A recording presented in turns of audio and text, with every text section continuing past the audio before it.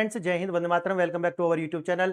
Friends, पूरी दुनिया की जो मीडिया थी वो ये कह रही थी कि देखिए चाइना तो पेपर किंग है और चाइना क्यों कुछ नहीं कर रहा है। चाइना वास्तव में अगर एक महाशक्ति है तो ये सबसे अच्छा मौका है कि उसे ताइवान को कैप्चर कर लेना चाहिए। और जैसे ही ये पूरी दुनिया, खासकर वेस्टर्न मीडिया, इसे बहुत ज्यादा पुश कर रही थी। और मैं आपको बता दूं कि वेस्टर्न मीडिया के अंदर बहुत ज्यादा जो पैसा है वो चाइना का लगा हुआ है।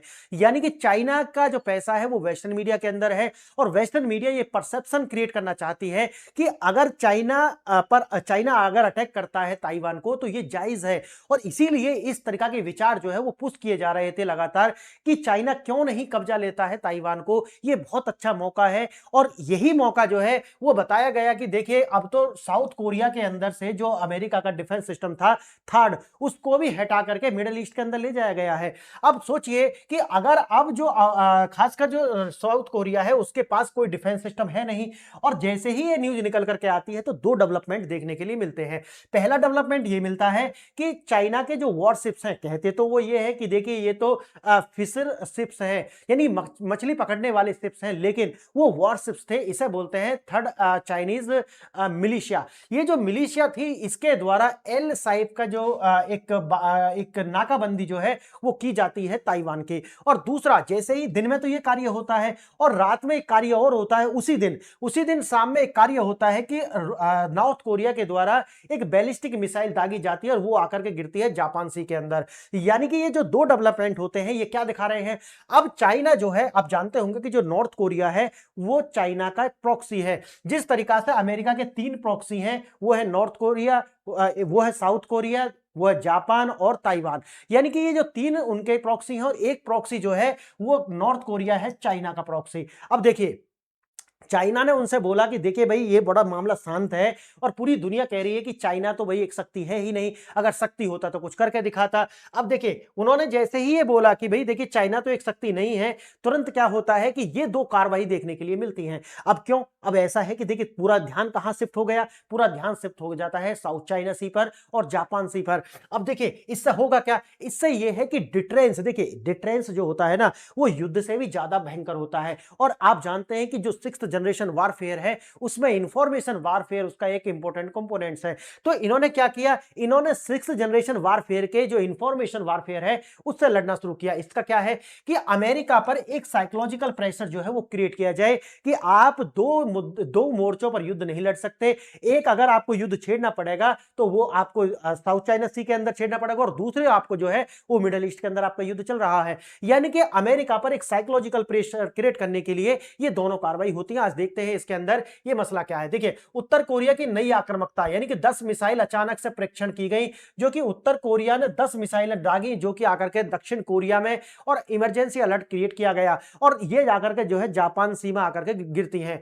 और वार रेडी स्थिति और सैन्य संकेत, सैटेलाइट इमेजन और रिपोर्ट्स के अनुसार उत्तर कोरिया इस क्षेत्र में एक सैन्य प्रभुत्व जमाने की पूरी तैयारी कर रहा है। और किसके कहने पर कर रहा है, चाइना के कहने पर, क्योंकि बिना चाइना के ये आगे नहीं बढ़ सकता।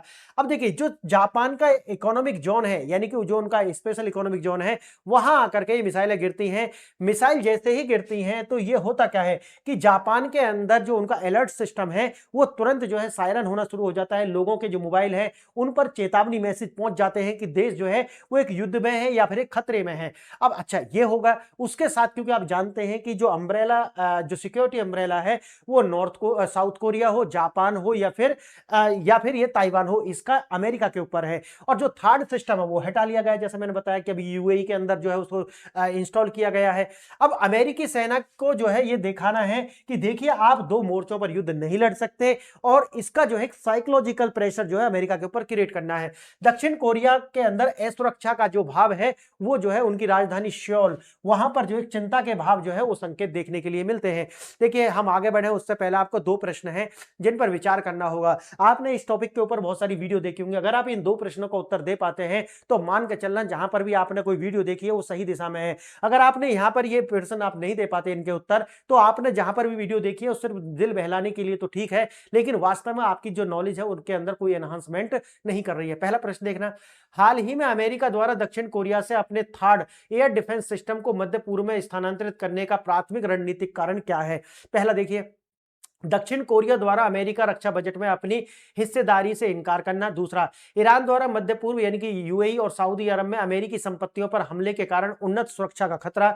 तीसरा, उत्तर कोरिया के साथ एक गुप्त शांति समझौते पर हस्ताक्षर। और चौथा, चीन के खिलाफ ताइवान में एक नया सैन्य बेस स्थापित करना। अगर आप आंसर जानते हैं तो वेल एंड गुड, अदरवाइज आपको लास्ट वाली स्लाइड पर इसके आंसर मिल जाएंगे। दूसरा प्रश्न देखना, उत्तर कोरिया की हाल ही आक्रामकता के संदर्भ में निम्नलिखित में से कौन सा कथन पूर्णतः सत्य है? पहला, इजराइल द्वारा तेहरान में उत्तर कोरियाई दूतावास पर हमले का सीधा जवाब में ये मिसाइलें दागी गई। दूसरा, ईरान ने जो स्टेट ऑफ हॉर्मुज में एक भारतीय जहाज पर हमला किया जिससे उत्तर कोरिया के सैन्य समर्थन मिला। तीसरा, उत्तर कोरिया अमेरिका सेना के ओवर एक्शंस और मध्य पूर्व में उलझने से उत्पन्न पावर वैक्यूम का लाभ उठाना चाहता है। और चौथा, दक्षिण कोरिया और जापान ने अमेरिका के दबाव में उत्तर कोरिया पर प्रीएम्प्टिव हमला किया है। अगर आप आंसर जानते हैं तो ठीक है, नहीं तो जैसे मैंने आपको बताया आंसर मिल जाएंगे। पहला देखिए, 10 बैलिस्टिक मिसाइल जो है दागी गई। क्राइसिस टीम जो है वो एक्टिव हो जाती है जापान और साउथ कोरिया के अंदर। सैन्य युद्धाभ्यास का जो है वो जवाब दिया गया। उन्होंने जब बाद में देखा तो उन्होंने कहा कि देखिए हम तो कुछ नहीं, ये तो हमारा एक सैन्य अभ्यास है और इससे ज्यादा कुछ नहीं।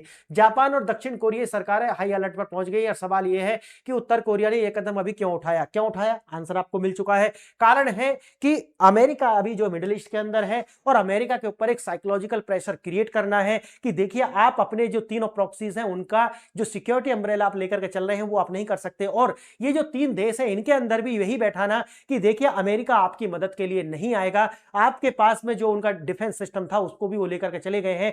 आपको चाइना और नॉर्थ कोरिया के साथ में कोएग्जिस्टेंस बैठा करके रखना है या इनकी छतरी के अंदर ही आना होगा। ये है 2-3 इनका जो है अपना वो। देखिए आक्रामकता, जो मिलिट्री पेशेवर और वॉर रेडिएशन सिचुएशन तैयार करना। जापान का ईईजेड मिसाइलें इस क्षेत्र में बेहद करीब गिरी हैं जो कि भविष्य के लिए भीतर एक बहुत बड़ी आशंका दिखाती हैं। जापान मिसाइलें इस क्षेत्र के बेहद करीब आकर के गिरी है जो कि आने वाले समय में एक बड़े हमले की आशंका को भी नहीं नकार सकते। देखिए उपग्रह जो कि सैटेलाइट इमेजेस स्पष्ट दिखाती हैं कि केवल एक परीक्षण नहीं बल्कि एक सोची समझी रणनीति के तहत एक खौफ फैलाना है। यानी कि देश कह रहे हैं कि देखिए अगर आप सैटेलाइट इमेजों को देखोगे तो आपको ये पता चलेगा कि जो नॉर्थ कोरिया के द्वारा कहा जा रहा है कि देखिए ये तो हमारा एक युद्ध अभ्यास था या इस तरीका से, वो नहीं है बल्कि ये वार रेडी सिचुएशन जो है वो है और साइकोलॉजिकल एक प्रेशर क्रिएट किया जा रहा है इन तीनों देशों के ऊपर। देखिए कहानी की शुरुआत एशिया में नहीं बल्कि मध्य पूर्व में होती है, जो मैंने आपको बताया ईरान, इजराइल और अमेरिका का जो युद्ध है वहां से। लगातार हमले द्वारा ईरान द्वारा बैलिस्टिक मिसाइल और ड्रोन्स और यूएई, सऊदी अरब और कतर में जो तबाही मचाई जा रही है। दुबई में आप देखेंगे कि किस तरीका से उनके जो ऑयल डिपोज जो है उनको उड़ाया जा रहा है। अमेरिका संपत्तियों पर खतरा, अमेरिका के सामने मध्य पूर्व में ही मिलिट्री बेस और वहां पर अपनी असेट बचाने के लिए बहुत बड़ी चुनौती है, जिससे उन्होंने अपना जो थर्ड सिस्टम है वो साउथ कोरिया के अंदर से हटा करके वो यूएई के अंदर इंस्टॉल किया हुआ है। अब न्यूज क्या निकल करके आती है, hasty redeployment of the US missiles from South Korea to Middle East leave the Seoul rattled। इसका मतलब है द गार्डियन कहता है कि देखिए अमेरिका के द्वारा अपना डिफेंस सिस्टम ला करके यूएई के अंदर और मिडिल ईस्ट के अंदर लगाया गया है, जिससे सियोल यानी कि साउथ कोरिया जो है उसको बिल्कुल रेटल्ड छोड़ दिया गया है, असहाय छोड़ दिया गया है।